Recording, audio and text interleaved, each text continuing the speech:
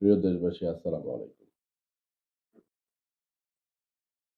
১২ তারিখে যে নির্বাচন হচ্ছে, সেই নির্বাচন সম্পর্কে দুটি কথা বলার জন্য আজকে আবারও আপনাদের সামনে এই ভিডিও বার্তাটুকু দেওয়ার চেষ্টা করছি।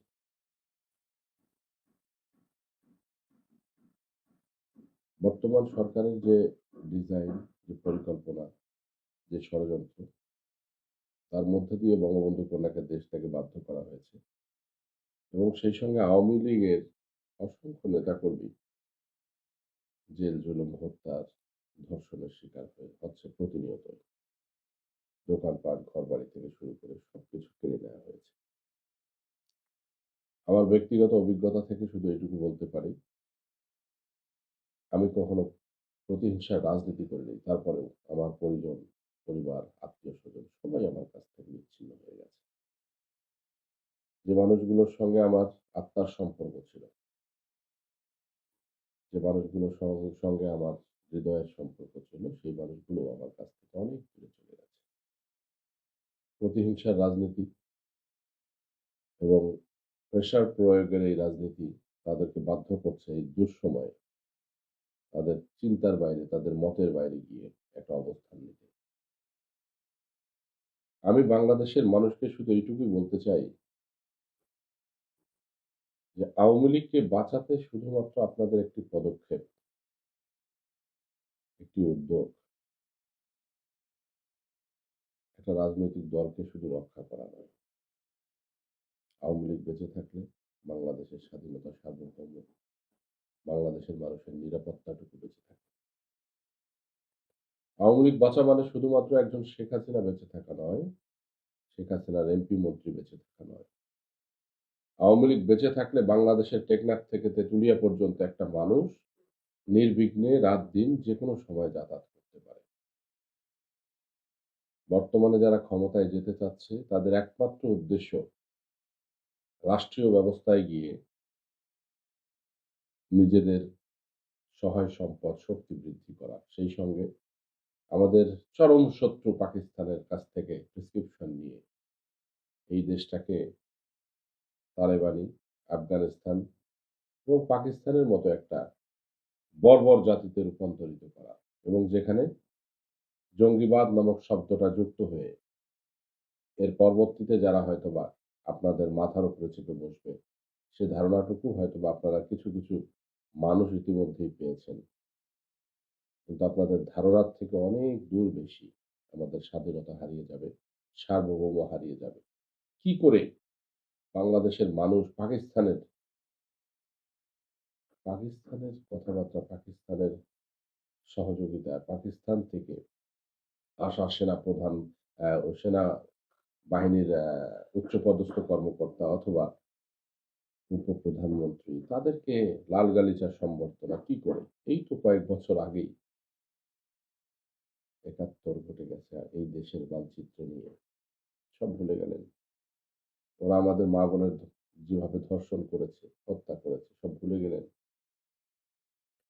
এখনো যে দেশটিতে শুক্রবার জুমা পবিত্র মুসলিমদের পবিত্র একটা দিন। অনেকেই বলে থাকে যে গরিবের এটা হজের দিন। প্রত্যেকটা জুমার দিনে কোনো না কোনো মসজিদে বোমা ব্লাস্ট করে অসংখ্য মানুষ নির্বিচারে তারা হত্যা করে। সেই দেশের মানুষের কাছ থেকে আমরা কি আশা করতে পারি? যেখানে বাংলাদেশের উন্নয়ন দেখে টক শোতে এসে পাকিস্তানের যারা বিভিন্ন পর্যায়ের মানুষ আছেন তারা হায়, হায় করতেন এবং বলতেন সরকারকে যে খুদা কা ওয়াস্তে হামকো বাংলাদেশ বানা দো। সেই বাঙালি জাতি অল্প টাকায় ইলিশ মাছ খেতে চেয়েছিলেন, অল্প টাকায় সবকিছু পেতে চেয়েছিলেন, তাই না? আপনাদের তো সবকিছু ছিল। সহায় সম্পদ, সম্মান সবকিছু ছিল। আপনারা কি দেখেছেন আপনাদের পাসপোর্টের স্ট্যাটাস কোথায় গেছে? কোন, কোন দেশের তলানিতে চলে গেছে? বাঙালি হিসেবে পরিচয় দিতে এখন কতটা লজ্জাবোধ হয়? এখনো সময় আছে। এখনো সময় আছে। আওয়ামী লীগের একার দায়িত্ব এই বাংলাদেশকে রক্ষা করা নয়। এখন বাংলাদেশকে রক্ষা করা এই বাংলাদেশের প্রত্যেকটা পরিবারের। কারণ এই দেশে বসবাস করতে গেলে প্রথম যেটা দরকার সেটা হলো আমাদের নিরাপত্তা, যেটা আমাদের হারিয়ে গেছে। একজন মানুষ আমাদের দেশে না থাকার কারণে বাংলাদেশের এই ১৬-১৮ কোটি মানুষের দেশ আজকে নিরাপত্তাহীনতায় ভুগছে। আওয়ামী লীগ, বিএনপি, জামাত এখানে কেউ রেহাই পাচ্ছে না। ডাকাতি যখন হয় রাতের অন্ধকারে পথের মধ্যে তখন কিন্তু কোনো দল থাকে না। আপনারা ক্ষমতায় যাবেন বলে আপনার কাছ থেকে কোনো কিছু লুট করা হয় না, এমনটা কিন্তু নয়। সবাই কিন্তু ক্ষতিগ্রস্ত হচ্ছে। বিএনপির লোকের বাড়িতে আগুন দেয়া হচ্ছে। ছোট্ট শিশু ধর্ষণ করা হচ্ছে। আর আওয়ামী লীগের কথা নাই বা বলি। কারণ আওয়ামী লীগ তো সেই সুদীর্ঘ সময় থেকে রক্ত দিয়ে আজকের এই জায়গাতে আসা মানুষ। আওয়ামী লীগের দেহে তো কোনো কষ্টর চিহ্ন নাই। আওয়ামী লীগের দেহটাই একটা ইতিহাস। আওয়ামী লীগ যারা করে তারা প্রত্যেকটা মানুষ একটা ইতিহাস বহন করে। প্রত্যেকটা মানুষের হৃদয়ে এরকম অসংখ্য আঘাতের চিহ্ন আছে।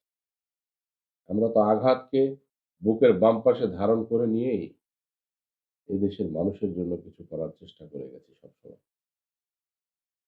সেই আওয়ামী লীগের কথা আর কি বলব? এই প্রহসনের নির্বাচন থেকে সরে দাঁড়ান। হানার তো দূরের কথা। আমাদের খুব পরিচিত একটা মার্কা নৌকা। স্বাধীনতার নেতৃত্ব এই দেশের স্বাধীনতা যুদ্ধের নেতৃত্ব দানকারী দল বাংলাদেশ আওয়ামী লীগ।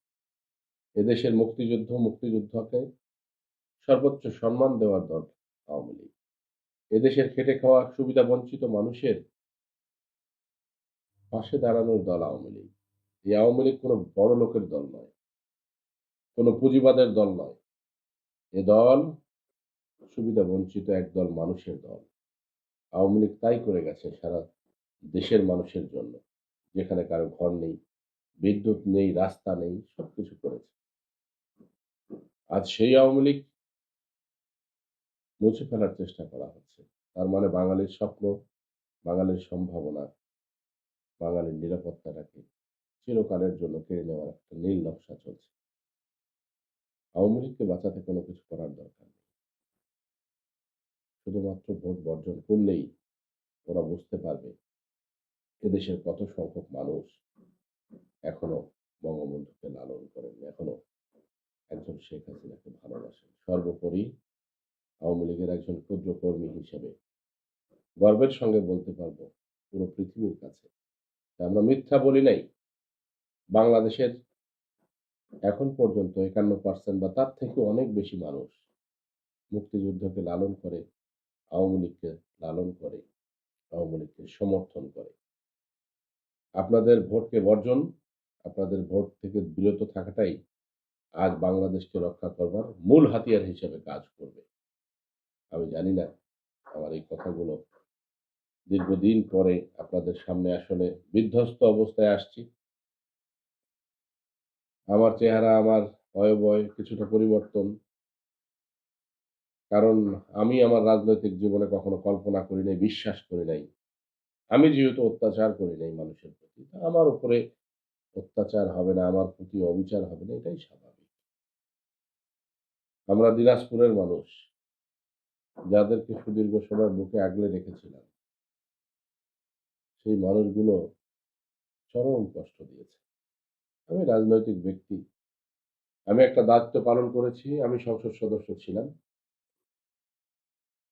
আমার হয়তোবা দলীয় কারণে আমার অপরাধ কোথাও না কোথাও হয়তোবা থেকেও থাকতে পারে। আমার সাধারণ নেতাকর্মী কি করেছে? আমার নামে আরো ১০০টা ১৫০টা মামলা, ২০০ মামলা দেন না কেন রে ভাই?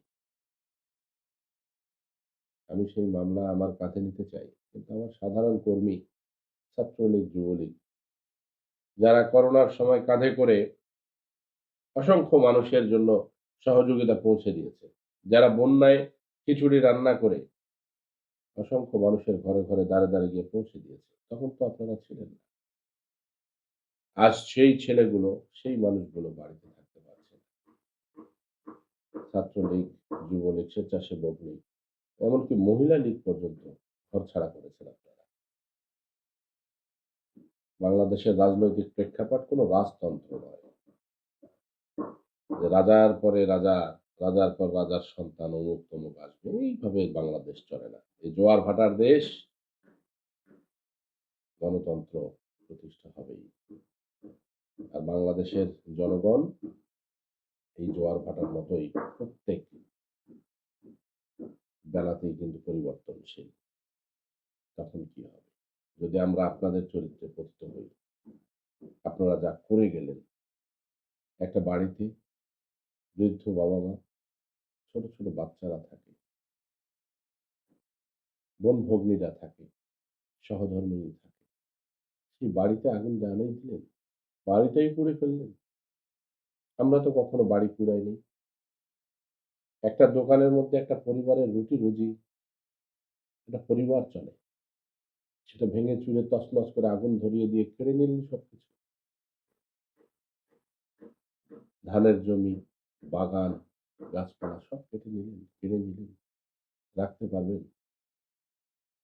রাখতে পারবেন? রাখতে পারবেন না। কারণ অন্যায় করে টিকে থাকা যায় না। সবথেকে ভয়ংকর বিচার আল্লাহর বিচার। আওয়ামী লীগকে আল্লাহ খুব ভালোবাসে। যার কারণে এই দিনটা আওয়ামী লীগের দেখার দরকার ছিল এই কারণেই যে আওয়ামী লীগের মধ্যে থেকে আমরা অনেক চেষ্টা করেছিলাম একদল দালাল, চাটুকার, বেঈমানকে বের করে দেওয়ার জন্য। পারি নাই। তাদেরকে চেনা যেত, তাদের বিরুদ্ধে অ্যাকশন নেওয়া যেত না। কিন্তু এই সময়ে আওয়ামী লীগের দালাল, চাটুকার, সুবিধাবাদীদেরকে আমরা খুব স্পষ্টভাবে একদম কাঁচের মতো, স্বচ্ছ পানির মতো দেখতে পাচ্ছি। আগামীর আওয়ামী লীগ পরিচ্ছন্ন এবং অনেক বেশি শক্তিশালী একটা আওয়ামী লীগ বাংলার মাটিতে প্রতিষ্ঠা পাবে ইনশাআল্লাহ। আমি বিনয়ের সঙ্গে সকল দেশবাসী তথা আমার নির্বাচনী এলাকার সকল মানুষকে বলব, যদি বঙ্গবন্ধু কন্যার পক্ষ থেকে, আওয়ামী লীগের পক্ষ থেকে আপনাদের জন্য ন্যূনতম আমরা কোনো কাজকর্ম করে থাকি, দয়া করে এই দেশটাকে রক্ষা করার জন্য, এদেশের মানচিত্র যেন ইজারা দিতে না পারে, এদেশের মানুষের অন্যায়ভাবে, অবিচারভাবে যেন হত্যা করতে না পারে, এদেশের মানুষের সহায় সম্পদ নিয়ে যেন কেউ ছিনিমিনি খেলতে না পারে, এই জন্যই অন্ততপক্ষে এই প্রহসনের নির্বাচন বর্জন করার জন্য আকুল আবেদন জানাচ্ছি। সবাই ভালো থাকবেন, সুস্থ থাকবেন। সবার মঙ্গল কামনায় আমার কথা এখানে শেষ করছি। আসসালামু আলাইকুম, আদাব। জয় বাংলা, জয় বঙ্গবন্ধু। ধন্যবাদ সবাইকে।